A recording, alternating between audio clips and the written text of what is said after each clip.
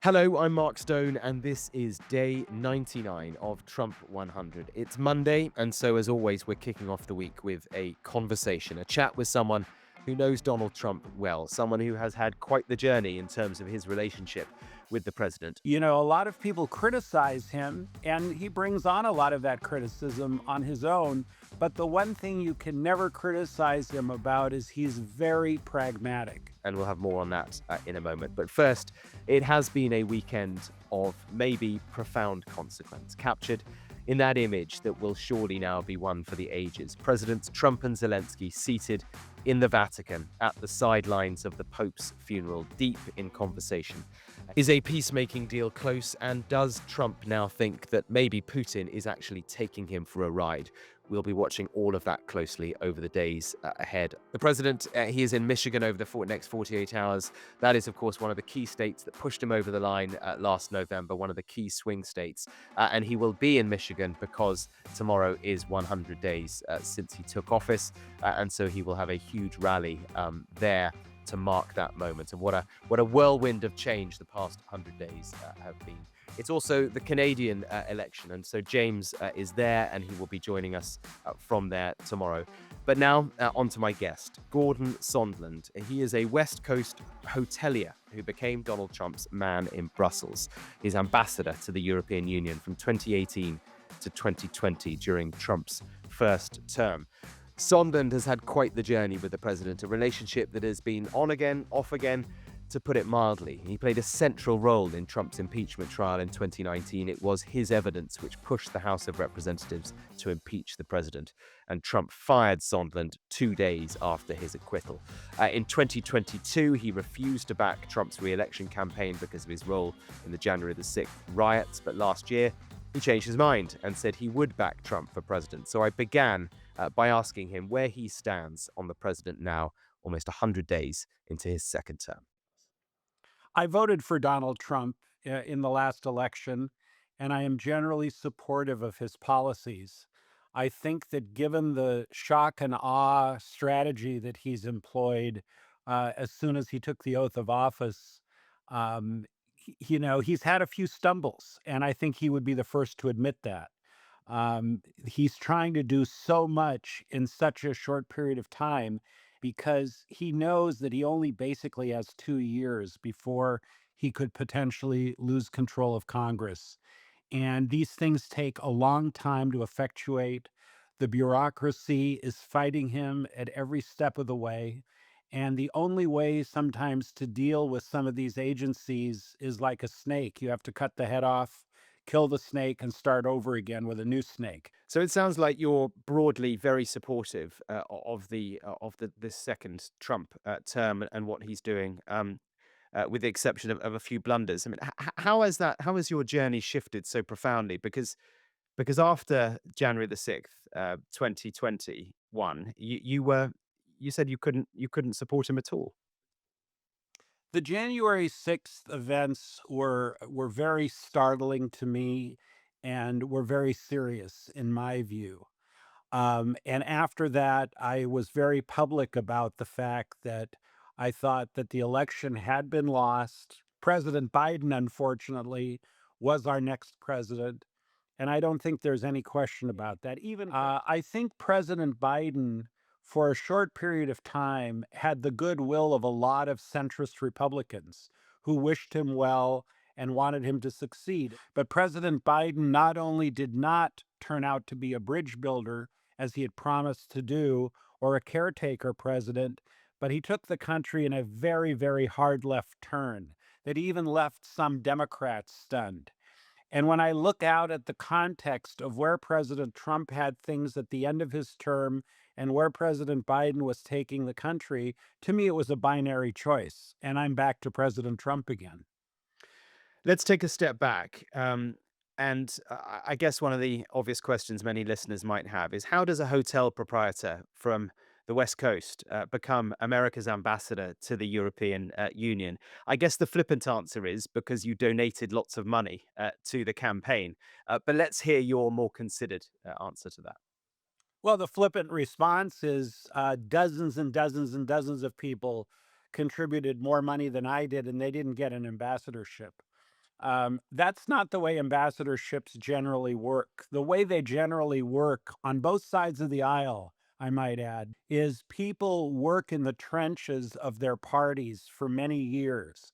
They hold fundraisers, they drive candidates around town, they attend events, they get to know people that are senior in their party. And when their candidate winds up becoming president, there's a committee usually that takes into account all of those years of hard work and support, and they're the ones who recommend to the president.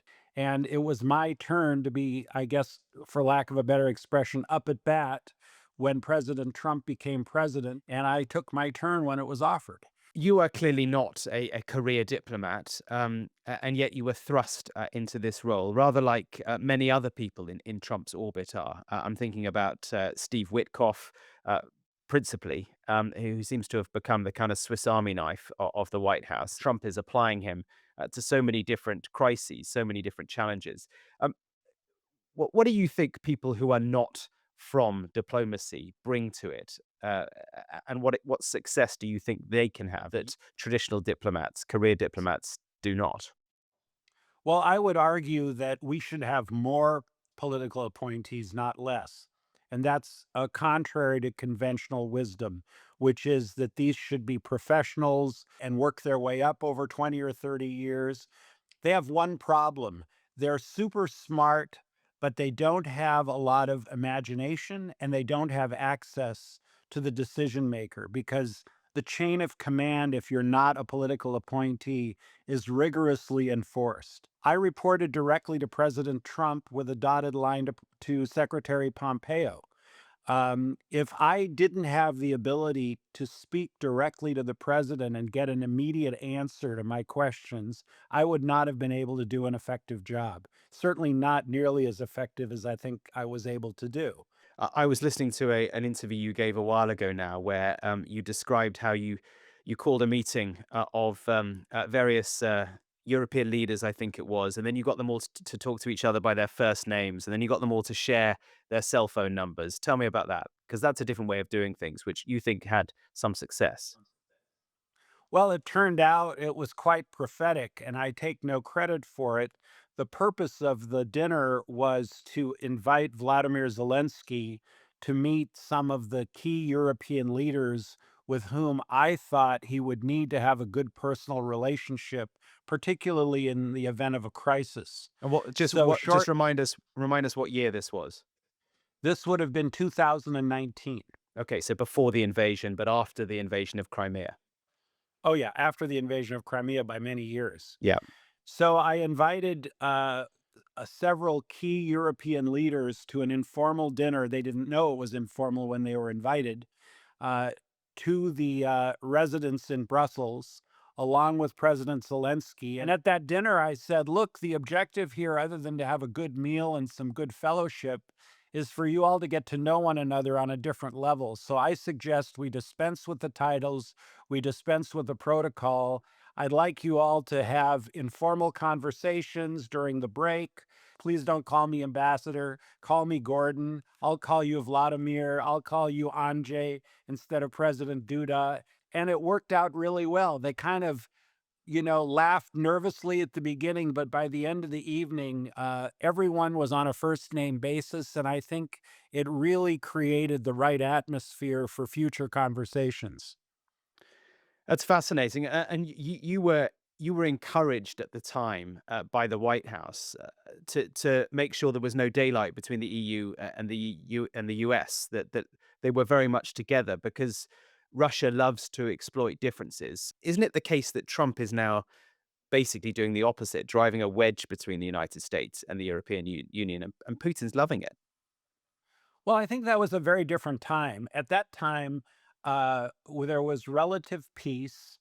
Things have changed dramatically. And I think President Trump, a lot of people criticize him, and he brings on a lot of that criticism on his own. But the one thing you can never criticize him about is he's very pragmatic. And he deals in reality in the here and now, not what he wishes were the case or hopes is the case, but where things actually are. which is part of his background as a successful, business person and real estate developer.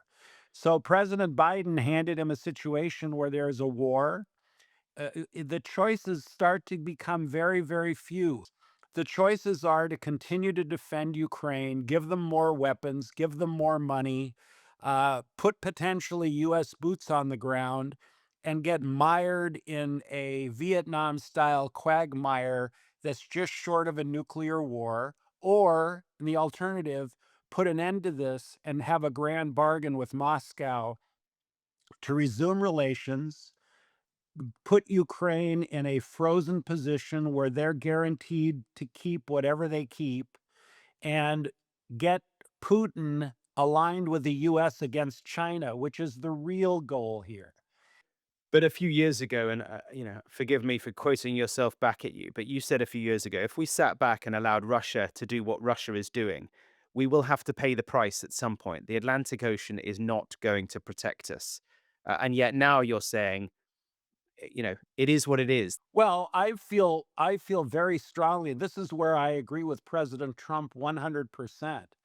Before that second invasion occurred, and I'm referring to 2014 as the first invasion, Biden loudly signaled to the Russians that they would not meet with any obstructions, particularly when he said, a small incursion, I'll see what I decide to do if it's a small incursion.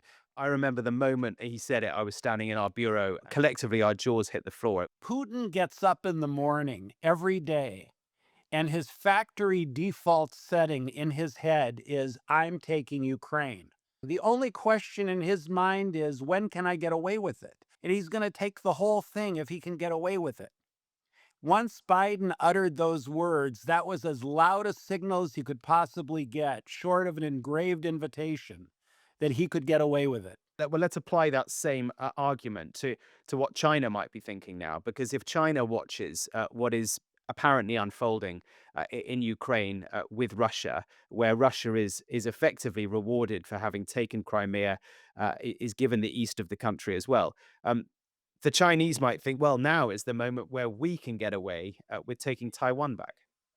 Aha, but there's a big difference. President Trump maintains that Russia would have never invaded Ukraine had he been president. And he needs to apply that same logic to Taiwan. They will not invade Taiwan because they know they won't get away with it. We won't allow them to get away with it. We won't be apathetic. We won't be passive. We will strongly rebuff any advance made. And I believe, based on everything I know to date, unless something has dramatically changed, we would do that. But I do want to talk to you briefly about your sort of perceptions of Europe vis-a-vis trade, because there's a lot of discussion at the moment about uh, trade imbalances. Donald Trump is angry that that Europeans and Brits don't buy American cars. We don't like to eat American food because it's apparently, the quality is less than the UK, than because the quality is less than European food. You had to deal with quite a bit of that sort of discussion during your time in Brussels, didn't you? I did, but there's a big misnomer in what you're saying. Right. President Trump has never asked Europeans to hold their noses and drive American cars or eat American produce or meat. His position has always been very clear. If you don't like our cars, if you don't like our meat or our produce, fine, don't drive them, don't buy them. All he's asking for is a level playing field in US producers to have the ability to sell into Europe without having to go through a Byzantine set of rules and regulations that do not exist here. So he's basically saying, allow us to try and sell into the European market, and if Europeans don't want them, then well, that's our problem. Exactly.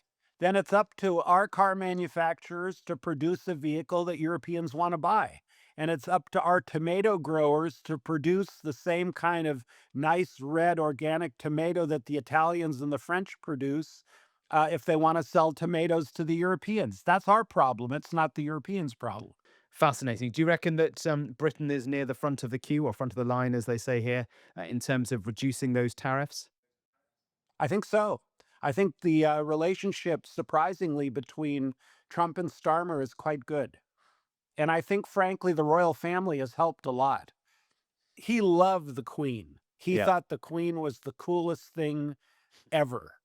And, I'm sure he wishes that the Queen were still with us so that he could visit with her more. But he also has a great affinity for King Charles and for William.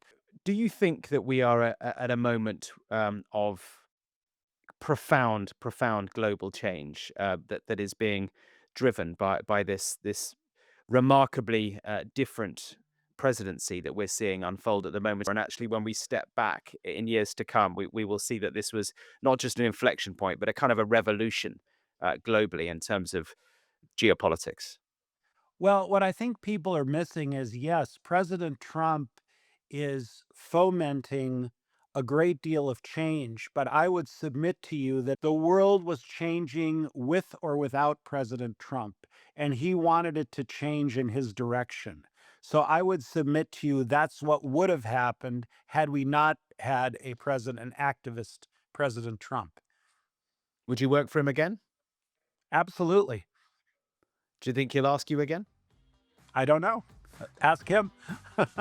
Gordon Sondland there, Trump's former ambassador to the European Union during his first term. That is it, though, for day 99 of Trump 100. As always, you can get in touch with us.